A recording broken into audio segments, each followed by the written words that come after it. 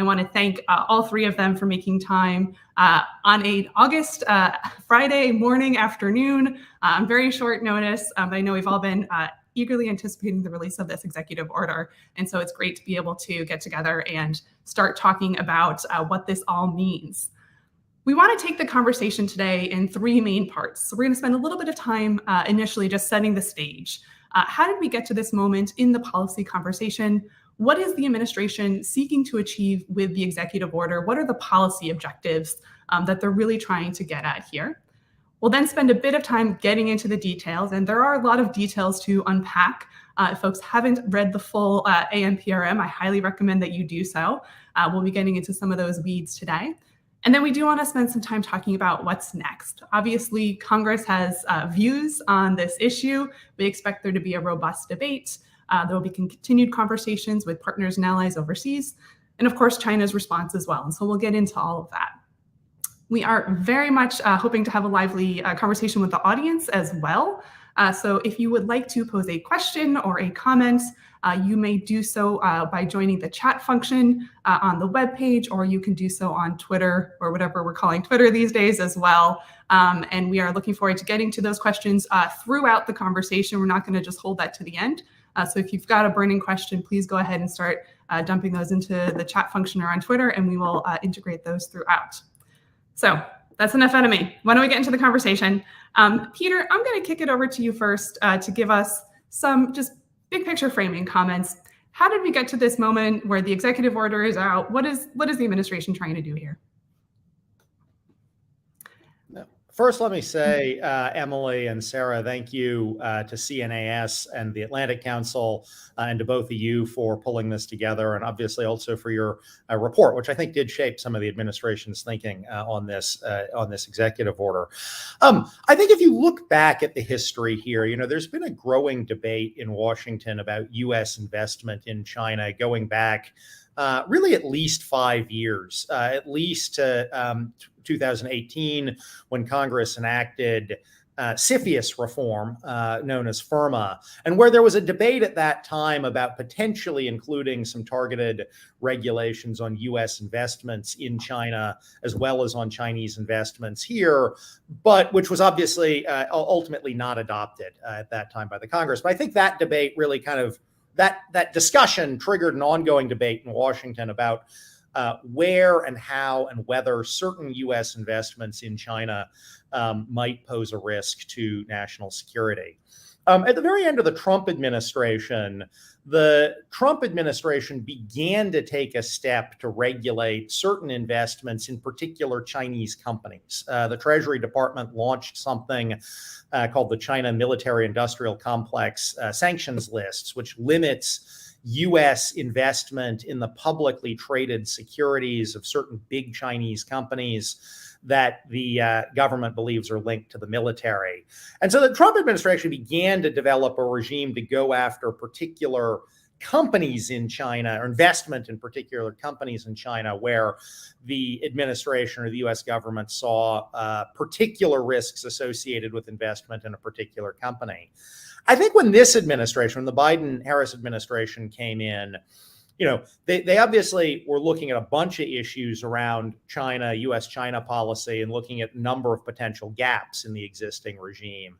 And I think one of the gaps that the administration identified was a gap where U.S. investment might be helping Chinese companies get started or taken to scale, in particular high technology sectors in China. So, these aren't issues where you have a U.S. investor investing in a big public Chinese company, because you got another tool to address that, but where U.S. investors are helping Chinese startups in leading edge technologies really develop expertise and come to market and scale to market. And there wasn't really under existing regulatory authority and ability to control those kinds of investments. Obviously, if the U.S. investor was sending a widget to its company in China, you could control that under export controls. But where what they're doing is providing capital, where what they're doing is providing, go-to-market expertise, those kinds of things, there really was no way to control those kinds of flows that I think this administration at least believed were potentially helping China in a couple of key technological areas. And I think that concern is really the genesis of the executive order that rolled out this week. Of course, there's a lot of debate and how to get there. Scoping the definitions of some of these sectors, quite complicated. Dealing with allies and partners can be quite complicated. But I think it was really that gap around the private investment and kind of early and mid-stage companies in high-tech sectors in China where you could control the flow of widgets, but not the flow of capital, was the genesis of what we saw come out this week. Thank you, Peter. And I want to turn to Sarah next to talk about some of the broader debate that has been happening around the question of outbound investment flows more generally. When we saw some of the early efforts from the Congress, for example, when they were developing their own approach on outbound investment, there were a lot of policy objectives that they were trying to wrap into their proposal. Now, obviously, that's different than where the administration landed. The administration landed on a kind of a tighter policy objective, as Peter just noted, about indigenous tech development. But just for kind of the broader context, Sarah, what are the other issues that were floating out there, and why do you think they didn't end up in this executive order? Well, thanks, Emily, and thank you also to Peter and Eric for joining the stage. It's really been a pleasure to work with you all over the past couple of years. It's amazing to see what has occurred and the fact that we finally have an outbound mechanism after a really long time of thinking it's just 2 or 3 weeks away is pretty amazing. So in terms of other areas that were considered, and also, to be fair, continue to be discussed, particularly on the Hill, are kind of concerns around offshoring and how that impacts jobs, critical supply chains. I think it's really important to remember the context of this EO and the discussions over outbound have taken place really since COVID-19 and the aftermath of that. There are also concerns about human rights concerns and so forth. But at the top, Emily, you mentioned our policy brief that we co-authored last year. And in that report, we go through and talk through why those other potential policy goals are maybe not the right fit for an outbound mechanism. When it comes to issues around jobs and critical supply chains, the reasons why we don't have more of those kind of components of the supply chain in the US have to do with kind of commercial factors. And so therefore, just preventing US companies from offshoring production is not going to fix that problem. And so we were talking backstage about how it's really interesting and perhaps coincidental, but also important that I think at least that the EO came out on the 1-year anniversary of the CHIPS and Science Act. I think that different policies and legislation such as that and the IRA kind of get you further on those policy objectives. And also with human rights, it's a bit easier to deal with those concerns through list-based measures, since if you're worried about human rights abuses, there's more of a kind of clear documentation of that. And so that we already have capabilities around that. I'd also just like to quickly note that because this EO is narrowly focused on technology leakage and issues around indigenous development of military-related technology, this aligns the US's strategic posture on outbound regulations with those that are kind of maybe embraced is a little bit too strong of a term, but kind of recognized by partners and allies, both in documents such as the G7, the recent G7 communique on economic resilience and economic security, and also the recent European Commission's economic security strategy. And so I think that will make outreach and coordination with partners easier, not easy, but at least easier. Excellent. And, there's been pushback from both sides on this executive order already, right? Some critics saying it didn't go far enough. We need to go, harder, faster, stronger in terms of, broader de-risking the investment relationship. So let's go to that part of the criticism first. And Eric, I'll turn to you for this. Obviously, you've been following conversations on the Hill really closely. We've seen some pretty pointed critiques come out already from certain, Congress people about that this wasn't enough. What do you make of those critiques so far? Yeah, thanks, Emily, and thanks to CNAS and Atlantic Council as well, and good to be here with Peter and Sarah. To back up a step, I think I would echo what Peter and Sarah said in the kind of the historic moment here. This wasn't even thinkable a couple of years ago, as Peter reviewed the history of pharma, now 5 years ago, that the ideas fell off rather quickly and were deemed at the time just not possible. We weren't going to get there. And I think, we should kind of reflect on that moment first and how we got here, both from the Trump administration, which deserves credit, as Peter said, for kind of placing kind of certain national security limits on U.S. investments in China at the center of their discussion. And then, for the last several years of discussion that the Biden administration initiated, and really what I would call sort of a stretch goal that Jake Sullivan laid out in his speech 2 years ago. At the time, I don't think, the interagency was there with that objective, but he kind of put that out there and said, here's where we need to be. Knowing that Congress was a part of that conversation as well, and knowing that, here in Washington, oftentimes, to plant these kind of seeds, you have to see where they're going to grow and how this is going to become possible.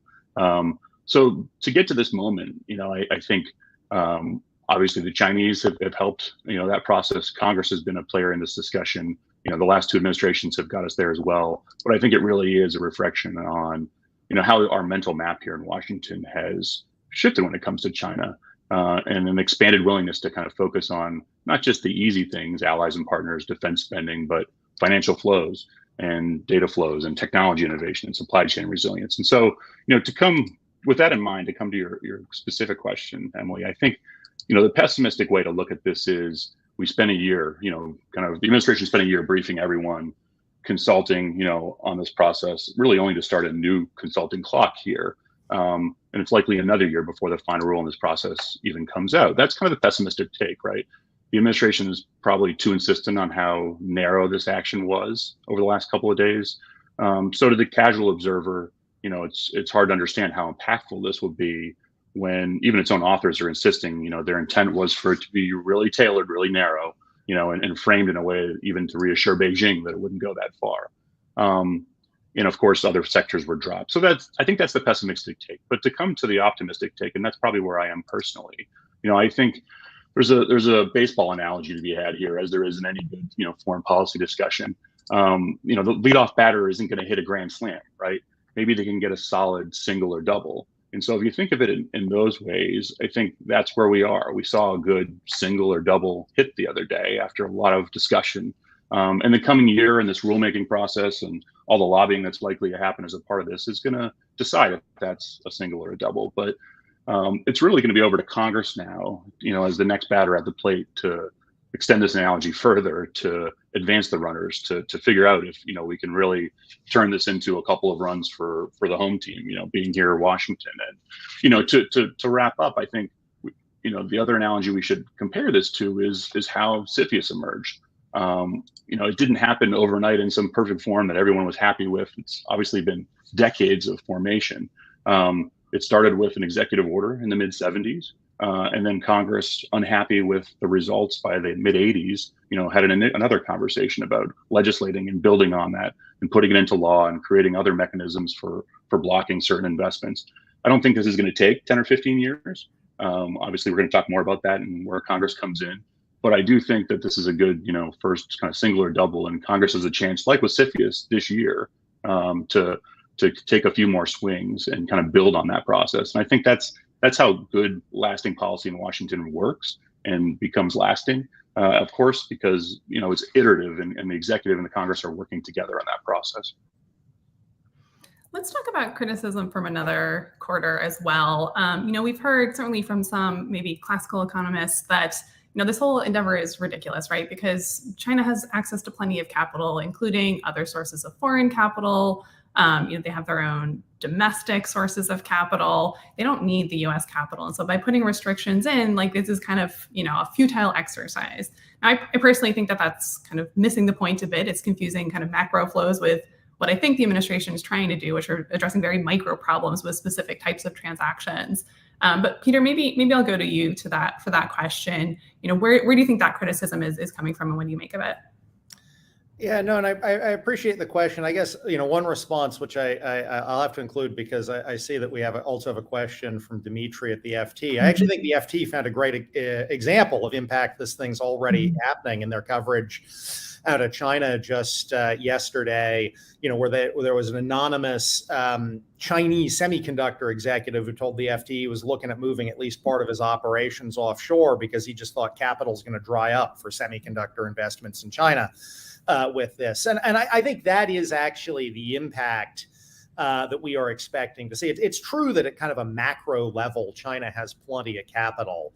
But what China doesn't really have is the deep expertise to deploy that capital in ways that help, potentially innovative young startups or sort of mid-stage companies go to market and come to scale. And so I think you are going to see a real shift as some of the global early stage investors and high tech companies that just, are very good at bringing companies to scale, find that for these, kind of select high end technologies in China, they're just going to have to look elsewhere. So I think we are going to see some real impact on the intended target of this executive order. Now, as Eric says, and as others have said, and Sarah, as you have said, there's sort of a broader debate about whether the target the administration is aiming at is correct. And there are, arguments here in Washington, well, we should try to cut off, all American investment in publicly traded securities in China and things like that. And I think that is where the administration, at least, has some sympathy to this economic argument of, well, if you're talking about a publicly traded security of a kind of generic Chinese firm, if a U.S. investor isn't in it, Swiss or, Chinese, like that kind of capital is fungible. So I think what you're going to see here is an argument, or, the kind of early stage VC capital is actually just not as fungible as some of that classical economic analysis would theorize it is. Mm-hmm. Now let's start getting into some of the weeds here. I know we've all spent the last 36 hours furiously reading the text of the executive order, and it is there were some very careful scoping decisions in there. The definitions matter, and clearly the Treasury Department is looking for input.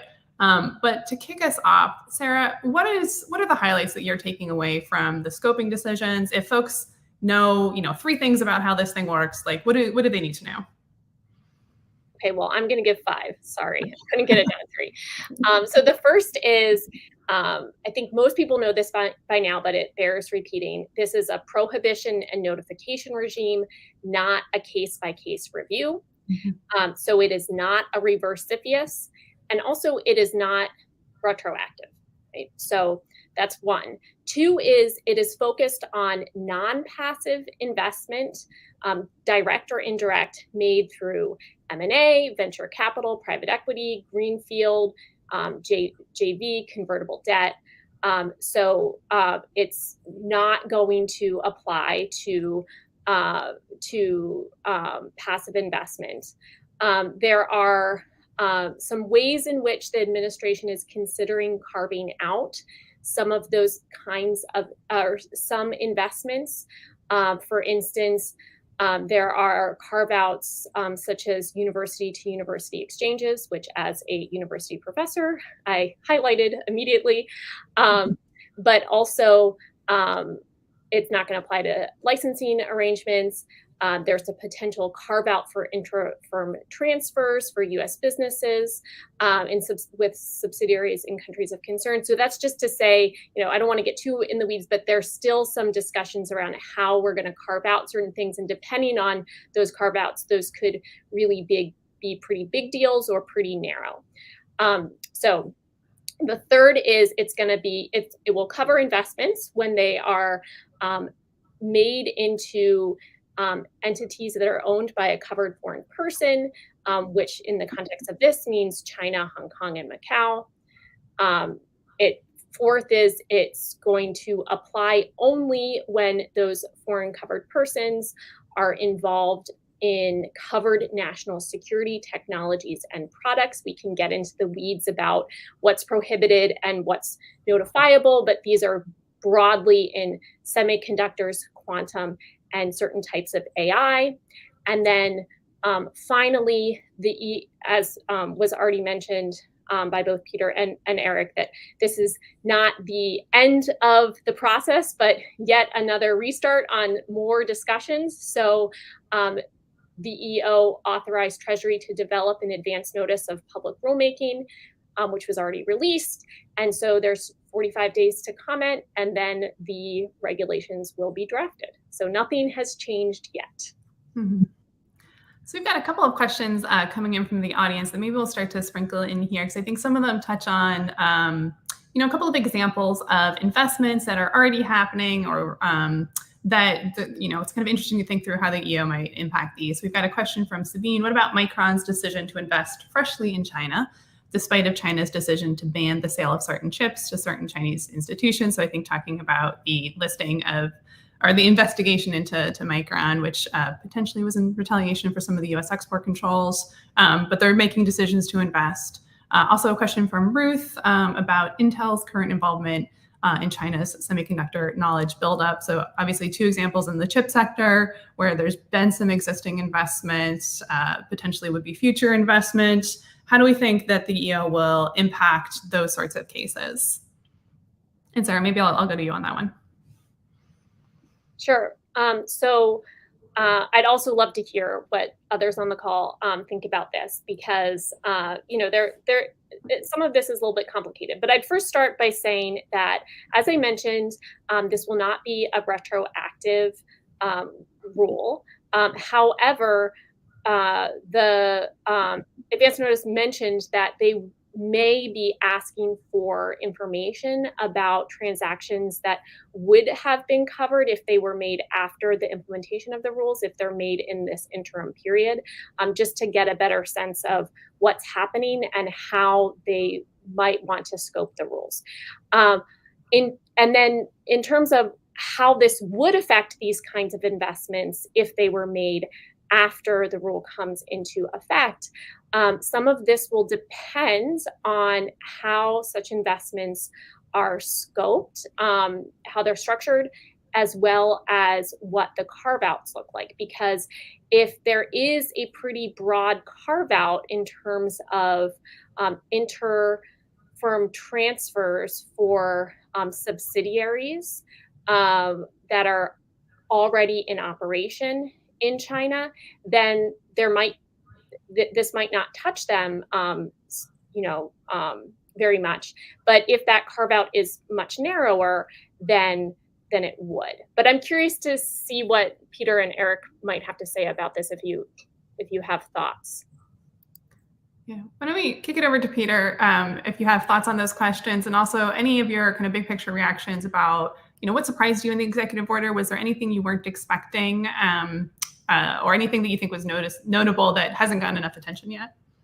Well, I'll start at with your sort of broader big picture comment, Emily, which is, I think the administration had been signaling for many months that they were going to do something that was narrow and targeted. And I think they basically did what they said they were going to do, which is something that is pretty narrow and targeted. That said, I think there were actually a couple of ways in which this might have been even, although I think it was pretty much exactly what they said they'd been doing, there are a couple of ways in which I think it was probably even a tad broader than certain folks might have expected. For example, we see a pretty robust prohibition in the quantum sector, right? It's not only prohibitions in the high-end semiconductor sector. And, I think on the notification side of semiconductors, although the prohibitions in semiconductors are fairly narrowly targeted to try to track the current export controls, on the notification side, it looks to me like you're basically not going to be able to invest in the semiconductor sector in China,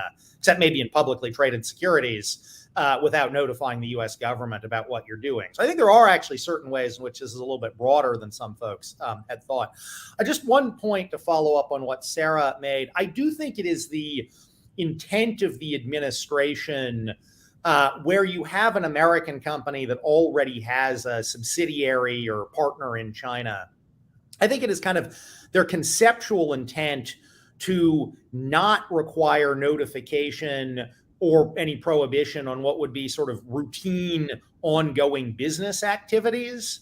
But I do think they intend to require notification and or prohibit what they would view as a new capital investment in that subsidiary. So I think that's the line they're trying to draw with some of this language around, they'd allow a kind of some money to flow to a subsidiary in China where it's sort of for operations. But I think that this is not going to create some sort of an exception where a U.S. company can sort of massively plus up. The final point I wanted to make, and I think this is really important, is there was a lot of, I think some people saw this before the executive order came out as principally affecting venture capital funds and kind of financial investors. I actually think one of the biggest impacts from this executive order is going to be on operating U.S. high-tech companies, whether they're semiconductor, AI, or quantum, who are looking at making operating investments in China, which is squarely under the purview of the executive order. And I think in some ways maybe a bigger impact going forward than some of the VC guys out there.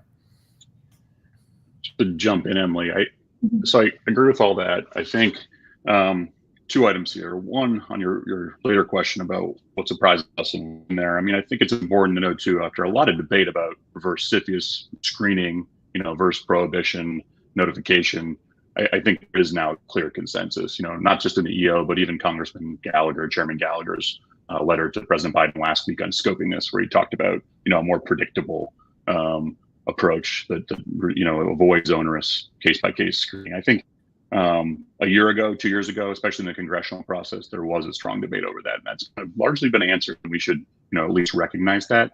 As well, these two questions that were raised about the semiconductor industry, to me, that reminds me of just how much the semiconductor industry is sort of at the core of all this, and both promote and protect agenda, as was said by Sarah, on the anniversary of the CHIPS Act, which was the principal promote agenda.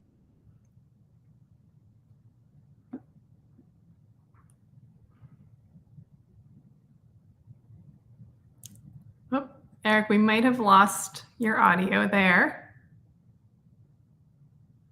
I'll give it 1 second. Now you're on mute. You may be calling him from a beach house or something.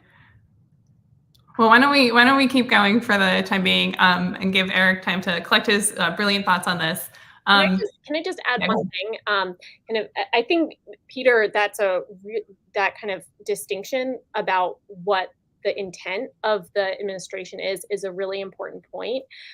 What I will say is that I do have questions about monitoring and enforcement, because I do think that it will be a little bit more complicated than maybe some people give it credit in terms of determining, well, what type of intercompany transfer is really just for status quo versus what is for a real capital investment, especially when we start to think about kind of, well, is this money going towards just maintaining a current piece of equipment or upgrading a piece of equipment as equipment needs to be replaced? Will that be considered status quo or not? So I do think that there are kind of some questions about how this actually works in practice.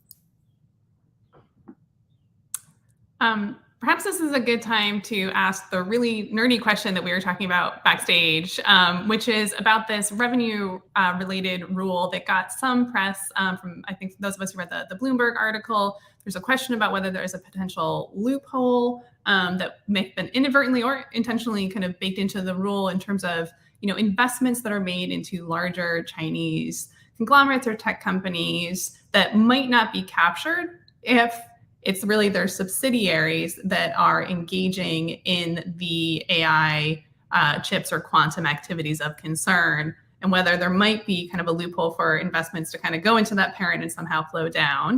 It seems like that's perhaps not the intent of what the rule is intending to do. Clearly an area where further clarity, examples, FAQs from the Treasury Department would be greatly appreciated. But Sarah, Peter, what do you think about the intent? What were they trying to do there? Sarah, Well, do you want to go first? Yeah. In the advance notice, I mean, they specify the intent, which is that it is intended to capture parent companies whose subsidiaries and branches engage in activities related to a covered national security technology or product. So clearly, the idea is that that they're trying to capture more transactions rather than less, right? And so I understand kind of the concern about, does this create a loophole? And of course, it will all be down to how this actually is implemented and what the final definitions end up being. But I think that understanding plus the fact that indirect transactions are covered, as well as the knowledge rule that talks about how if you know that you should know that this investment is going to be used to further activities in covered national security technologies or products. I think that suggests that this is maybe is a loophole that is actually kind of closed off. However, I agree with you that I think that when the final rules come out, it would be very helpful to have a lot of illustrative hypothetical examples to help firms understand and investors understand their notification requirements and prohibitions, because of course they're on the first line of enforcement of voluntary enforcement of the rule. Okay. Thank you, Sarah, for diving into the weeds there for us. I think we might have Eric back, so I'm going to let him finish his thought, and then curious his thoughts as well, about perhaps some of the specific parts of the rule and how the rule was constructed that might be leading to some criticism that it got watered down. So, Eric, back to you, hopefully. Yeah, no, sorry about that. Yep, 3 years of COVID, still can't do it right. I was going to say, with the heavy focus on semiconductors, and those questions are reflective of that. How does this apply? It's just a reminder of all the other sectors that weren't covered and been discussed. Bio obviously being one that fell off relatively early, according to reporting. And is also not one being considered by Congress. Large, capacity batteries is another that Congress originally had in some of their legislation have fallen off, including in what the final Cornyn and Casey version. Critical minerals, and the list kind of goes on. And I think that's sort of a gap to your question of where it was watered down, to use that term, or where there's still work to be done, or where there's disagreement, both in Congress and in the interagency over what sectors are national security, are critical national security. And I think that's a discussion we're going to have in this fall as part of the conference process of Cornyn and Casey. Is it just scoped more narrowly to these sectors, or should we look more broadly? And that might not get fully resolved this year, to my CFIUS analogy, but I think it's a debate and a conversation that will still be with us in the next couple of years. Mm-hmm. Mm-hmm. We've got a question from an audience member named Emily saying, some foreign partners have expressed concern about the potential extraterritorial authority that this would afford the U.S. government. Is this a valid concern? How can the U.S. government enforce these rules without a strong extraterritorial tool? And I'll just, of course, add a little bit of color on that, which is that in the October 7th export controls rules, there was a good deal of extraterritoriality that was included in that set of regulations. I don't think we're seeing quite the same level of that here, and I think there's an intent to not inadvertently capture foreign investors. But certainly an area that we'll want to keep an eye on. Maybe, Peter, why don't I kick it to you to get your thoughts on that question? Yeah, let me maybe begin by stepping back a little bit and say, I think that the kind of allied and partner element of this has been important to the administration for more than a year now. And I think you've seen over the last 6 or 7 months, the administration work hard to kind of get allies and partners at least on board with the conceptual problem here. We've seen statements out of European Union President von der Leyen, and included in the EU's recent sort of strategy on China, that the EU will look at outbound investments. And actually the Koreans and the Taiwanese already have certain restrictions on outbound investments in Chinese semiconductors. So I think you've really seen a focus from the administration on let's get our allies and partners on board to encourage them over the next 6, 12, 18 months to join with us in enacting their own regulations rather than trying to take a heavy extraterritorial approach on that. That said, I do think you see a couple of things in the ANPRM where the administration is trying to make sure that that there aren't sort of glaring loopholes, right? So you do clearly see some effort in the ANPRM to regulate what the non-American subsidiaries of U.S. subsidiaries do, so that you don't have a situation where, a U.S. firm can't make the investment, but it's, European or Bahamian or whatever subsidiary can. So I think they've put a little bit on that might look in some way a little extraterritorial, but I don't think from an American perspective that is extraterritorial. It's really just trying to make sure there aren't some glaring loopholes here. U.S. very much wants the rest of the world to come with us, but they're working diplomatically to do that. Mm-hmm, mm-hmm. I've got another good question from the audience here from H.K. Park about intangible benefits that VCs provide, noting that there's no proposed restriction on outbound know-how. Is the assumption that outbound investment is a proxy for VCs' desire to provide know-how? I think this touches on one of the debates that has come up a bunch in this conversation, which is how are we thinking about what is an intangible benefit? What is that piece of the capital flow that we care about that isn't already covered in export controls, that isn't already covered under existing regimes? Like, what's that gap? And how do we talk precisely about that gap that we're really trying to capture here? It's not purely passive flows. It's not widgets, as Peter mentioned earlier. What's that intangible thing that we care about, and how is that different than what's already covered? Peter, do you want to amplify on that? Because you touched on this earlier in your comments. Yeah, I mean, look, I think that this is an element, one reason and one area where I'm quite sympathetic to the administration of if you want to regulate the U.S.-China economic relationship, and this is a piece of it, you kind of have to start somewhere and figure out what's working and what isn't working and how to build from there over time. And I think, as we discussed earlier, the administration has a view that what they are trying to regulate, because in some sense, capital is fungible, pure capital is fungible. What they're trying to regulate is this kind of go-to-market management and other process expertise that U.S. investors tend to bring when they invest in an earlier mid-stage company. I think there is a conceptual argument, well, if you're worried about those intangible benefits, shouldn't you also be worried about, McKinsey business consulting services or audit services or, all these other things? And I think there is a conceptual argument to that. On the other hand, you can't kind of boil the ocean in the economic relationship and have a functioning economic relationship that does allow a lot of non-objectionable, non-concerning, and in ways mutually beneficial business to continue. And so I think what you see is the administration taking a view of, we see a problem with these investments and the intangibles that go along. Let's work at how to address that.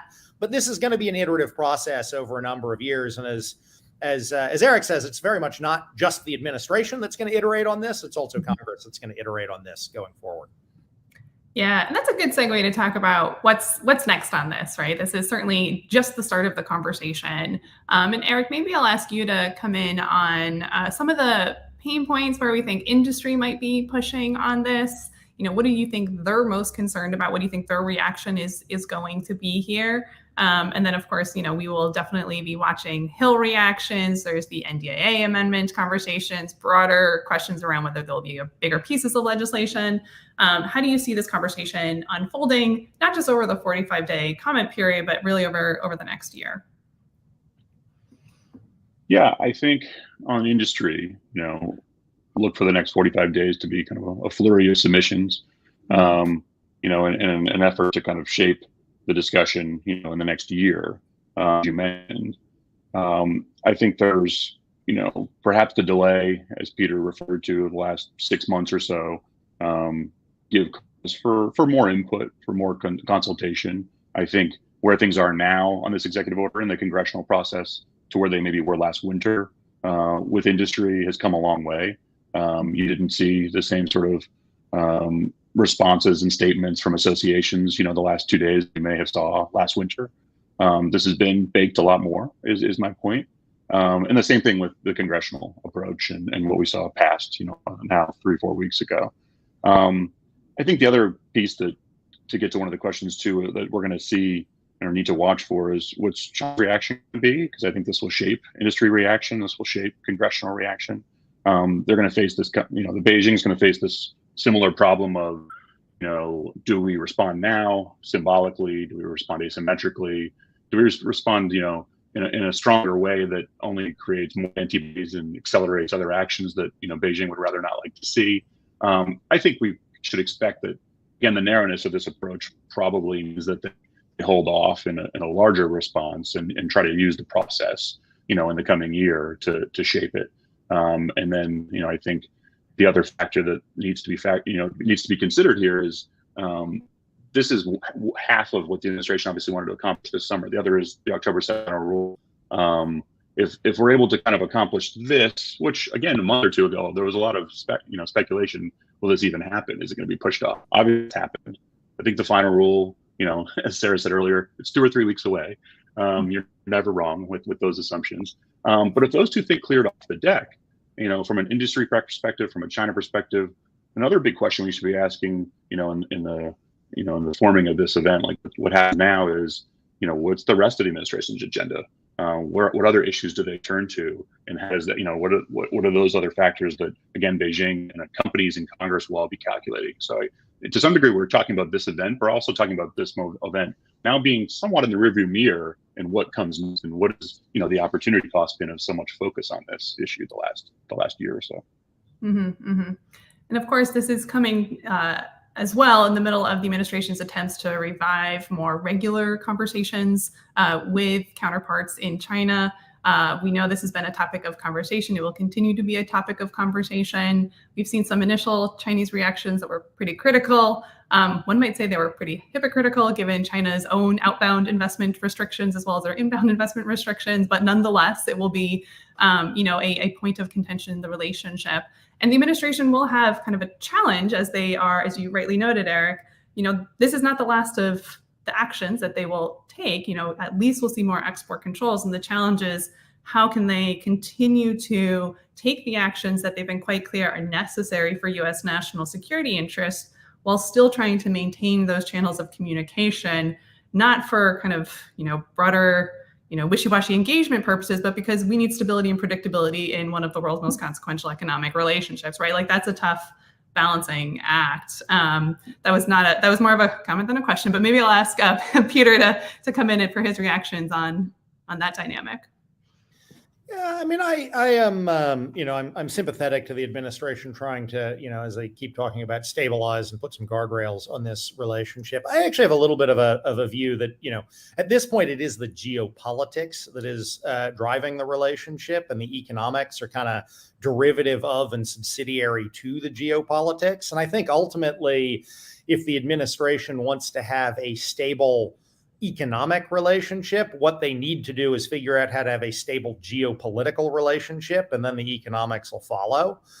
Because, what's unsettling the economic relationship? It's concerns about China's military activities. It's concern about, will China, aggressively take Taiwan? And I think, it's concerns about, will China more actively support Russia? And I just think it's going to be, practically speaking, quite hard to have the sort of stability in the economic relationship that the administration says it wants, unless they can figure out how to stabilize the geopolitical side of it. Yeah. Sarah, why don't I ask you to come in on this as well? Obviously you've been thinking a lot about kind of the broader dynamics of the increasing, kind of security related nature of the relationship. Also, you've spent a lot of time thinking about the dynamics with Europe. So welcome your thoughts on those broader geopolitical dynamics. Sure, thanks. Yeah, I mean, I agree with Peter that there are a lot, and Eric as well, that there's a lot on the table, right? And so it's important to not think about Chinese response as a kind of like in a vacuum on only and siloed on only this one issue, but all of the other issues that are on the table, and also how to triage them, so to speak. If I were the Chinese, I would view this as a pretty positive sign, because the EO is much more narrow than many had kind of pressed, right? So the fact that it's so focused on just 3 technologies, the fact that it does not include passive investment, I see that as much more narrow than what it could have been. But I'm not in the Chinese government, so I can't. So just because I think that's how they should think about it doesn't mean that they necessarily will. But I will say, Eric brought up the October 7th controls, and if I were triaging all of the kind of economic security measures, I would be much more focused on that. I think in particular, I'd be much more focused on trying to impose costs on the Japanese and the Dutch to try to break the coalition. And so I think if we're going to see much in the way of reactions, it's going to be on that side. With respect to European partners and allies, and especially the EU, we do see that the Commission is very interested in tabling a plan on outbound, which I think is really surprising, because in my conversations in the past, like this is a even kind of swifter turnaround than maybe in the US. But I think that there continue to be some outstanding questions, because whenever we think about these issues with respect to the EU, we need to think about who has the authority, or in the EU context, it's called competence. So who has competence over what? If anything is related to the economy, it's at the level of the EU. But if anything is related to national security, it's at the level of the member states. And so if the member states really want to keep any outbound regulations to a national security frame, it's going to devolve to the member states, and it's going to require each member state to develop their own mechanism.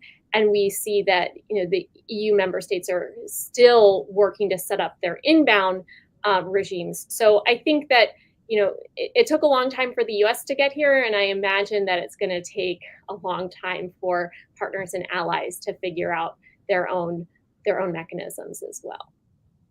Yeah. Eric, do you have thoughts on that, and particularly maybe chiming in on the engagement and diplomacy with Asian partners as well? We've got a question in the chat about whether we think other chip alliance countries like Japan, South Korea, Taiwan will follow suit. Obviously, some of them already have some sort of mechanism. But I guess it's a question specifically related to the outbound, but also the broader economic security cooperation with our Asian partners. And then any additional thoughts you might have on the Chinese reactions piece as well. Yeah, on the allies and partners piece, I think we saw a pretty successful roadmap with October 7th, and how that, unilateralism sometimes begets multilateralism, and the trilateral effort that came out of it to show that we were serious first, before we were in a position, I think, to work with the Japanese and the Dutch on this. And similarly, that's what happened with FIRMA 5 years ago. Once the law was passed, once the U.S. had taken that initiative step, others were either woken up on the issue or more serious about kind of, moving the ball down the field as well. I think, Peter mentioned the EU, and Sarah mentioned it as well. G7 statement in May on this topic. There is a good discussion. Obviously, some of our East Asian allies and partners already have developed these mechanisms. I think now that we've taken this step, how can we capitalize it, like with October 7th, and what are the countries that we want to target most to kind of develop these regimes and move forward in the same way. There's an opportunity next week with the trilateral, the Japanese and the Koreans. We should look for some sort of comment on this, maybe in that joint statement, about the need for this type of mechanism as well. And then 7 ministers and many other opportunities in the fall. So I think now that this is, the seeds been planted, the administration can focus on the multilateral piece as it does its rulemaking process. A couple of thoughts on Congress, but let's come to that, as we close. So. Sure. One thing we haven't actually dug into yet is the question of, how the EO is treating AI, to go back into the weeds for a second, but I do think this is important. So I want to make sure we talk about it. This is not the first time that the administration has tried to get its arms around, the right way to define for the purposes of regulation what constitutes artificial intelligence that's important for national security reasons. It's admittedly a really difficult question. This is an inherently dual-use technology, not clear exactly what the exact military applications of some of these new large language models will be, but nonetheless, growing sense that this is really important and we need to figure out a way to get our arms around this besides just controlling the chips component of AI, which has been the default so far. It doesn't seem like there's a very clear vision in the executive order for how to do this, besides linking it to specific end uses. And maybe that is the right approach, but it is different than what we're seeing in the approach on chips, which is much more about, drawing a line based on specific technical specifications. Again, it's a hard question, easy to throw darts from the outside on this one. But I do think that's going to be an area where there should be a lot of focus in the rulemaking. Maybe I'll ask Peter if he's got any kind of reactions to that and kind of why the administration may have landed there on the AI piece specifically, and then we'll wrap up. Yeah, just to agree with you, I think this is one of the most complicated sort of technical and definitional issues in the executive order, and it's one that I think, as the ANPRM makes clear, they'd really welcome some comment on. As you say, I think it's quite hard technically because so much of AI is general purpose, and they worry. I think the administration is trying to draw a line of they don't want to just sort of require notification of every sort of low end AI that is out there, hotel customer service chatbots and things like that. On the other hand, as we've seen over the last 7 or 8 months, some kind of chatbots can be quite interesting and maybe have dual use applications, right? And so, as you say, the conceptual line they have tried to draw is to have a pretty broad definition of what AI is, but then both for notification purposes, and they're also contemplating a very narrow prohibition here. The notification, and if they do it, a prohibition would only apply to AI that is kind of either exclusively or primarily intended to be used for certain identified purposes, such as military applications, surveillance, and these kind of things. And I think conceptually, this is I think there's an intuitive conceptual appeal to this kind of an approach.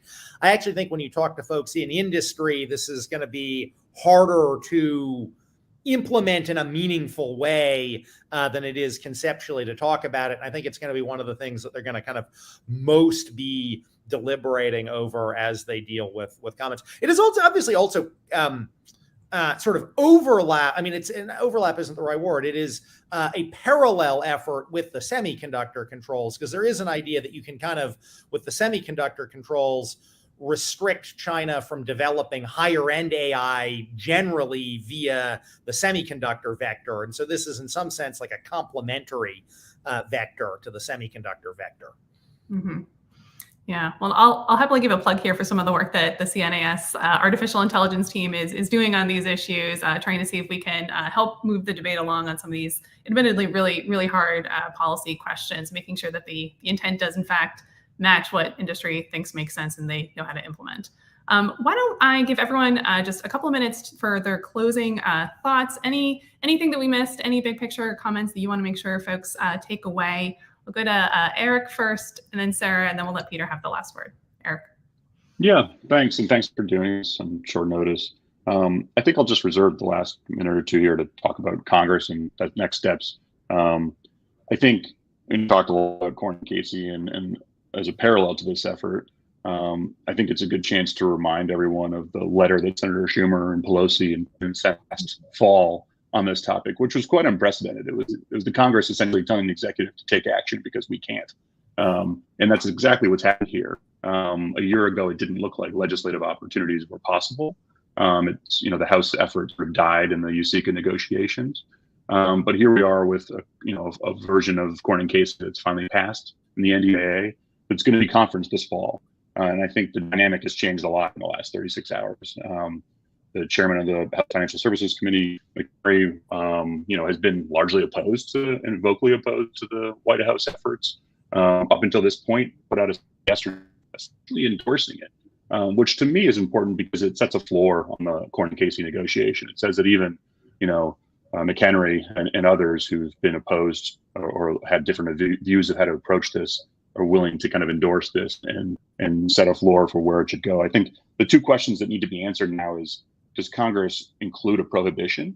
Right now, it's largely a notification. Obviously, that's different from the executive order. And if they don't, that leads to challenges in this process in the executive. Does Treasury implement the if Congress doesn't include prohibition in a legislative effort that, is actually finalized in the NDA by the end of the year? That's a big question. And do they go any further in other sectors? We talked about bio. We talked about large-scale batteries. I have to say right now, I don't think so. Some of those opt out, even in the Senate version that passed overwhelmingly. But those are two areas I think we need to watch for that will be important as this conference process happens, this fall. And many House Republicans who I think were critical in the last couple of days of this effort, actually have to sort of step up and lead what I think is a divided House and even some division within Republicans in the House as well as the Senate on this issue to actually, lock it into that executive congressional kind of CFIUS-like historical approach that I spoke about as we started today. So thanks again. Thank you, Eric. Sarah, over to you. Sure. I'll just make two quick points, but thank you, Emily, and your whole team for arranging this. So just to add on to what Eric mentioned, the other thing that I will be watching for with respect to Congress is if the Casey-Cornyn amendment makes it through in the conference NDAA, I'd also be curious to see if passive investment notifications stay or if they drop out. I think that's important. And I do think that there are some concerns about the ways that people are talking about a passive investment notification that clearly are about kind of trying to exact broader economic damage on the China market, which I think is quite escalatory. The other thing, just in terms of kind of a broader, how are we going to evaluate this moving forward? Of course, I'm going to set aside the fact that I've already made it clear that I think that the devil is in the details, and I really want to see a robust comment period and what happens in terms of how the definitions shake out. But in terms of how to think about the effects, I will be looking at how this affects our innovation economy rather than being focused on what it does in terms of kind of deal flow or investment dollars. I want to know, does this help? Does this make sure, or when we enact this, what happens to whether the U.S. and U.S. firms remain at the center or the edge of the innovation frontier? And I think for me, that is kind of the key metric here, is making sure that what we're doing is not inadvertently making it harder for us to be at that edge. So that's what I'll be looking for in the future. Okay, last word is yours, Peter. I think Eric commented and Sarah commented a lot over what we're going to see over the next couple of months, and so I'll leave that there. I just would make the bigger point, which I think it is very clear from their comments and everyone's expectation, kind of regardless of what happens with Congress over the next couple of months and with the administration as they put out a final rule early next year, Q1, whatever the timeline is. This is just the start. Right. I think anyone who thinks that 5 years from now there won't be this plus something else is just terribly misguided, because I think it's just very clear that we might not be able to predict exactly, how the ladder is going to go. And I don't think we can predict the end point of the ladder necessarily, because geopolitics will drive that. But I think that this is we do have to understand that this is a start of what's going to be an iterative process. It's going to go on for a number of years in terms of regulating the U.S.-China investment relationship.